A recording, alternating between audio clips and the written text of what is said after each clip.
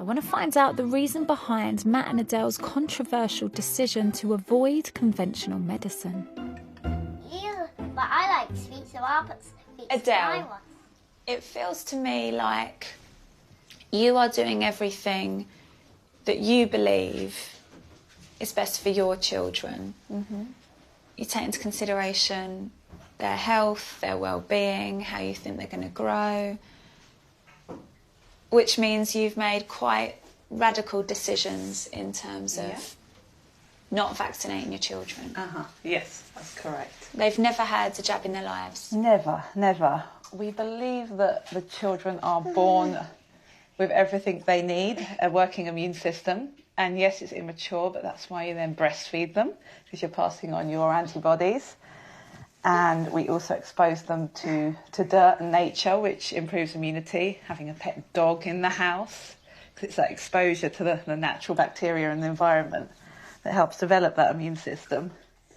Lots of medical experts say people like you are risking your children's lives to get your ideals across. There are also lots of medical experts that don't get talked about in the mainstream that disagree with that point too. It all comes back down to the money in the end, and this is a big industry, you know, drugs and medicine. It's a huge industry, it funds a lot, and you know that point of view threatens that market. So at the end of the day, it's kept quiet. Money speaks, you know.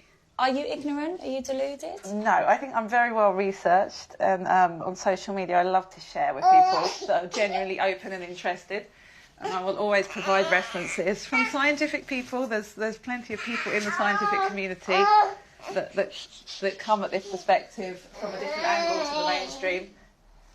You said yesterday, well, do you know what, Stacey, I would love to take the kids and travel extensively, take them all around the world. Yeah. Would you take your children to continents like Africa, Central and South America without being vaccinated? The natural remedies in that locale to maintain our health. Would you give them malaria tablets if they went to Africa?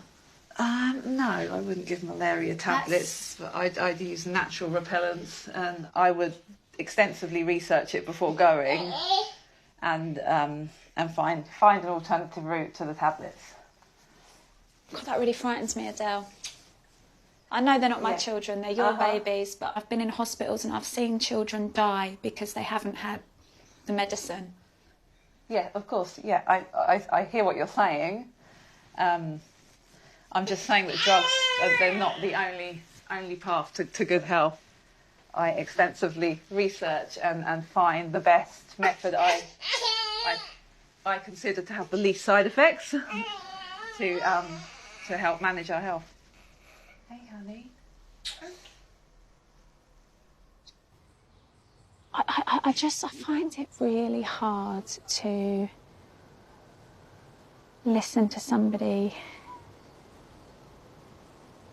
in my opinion, be so irresponsible.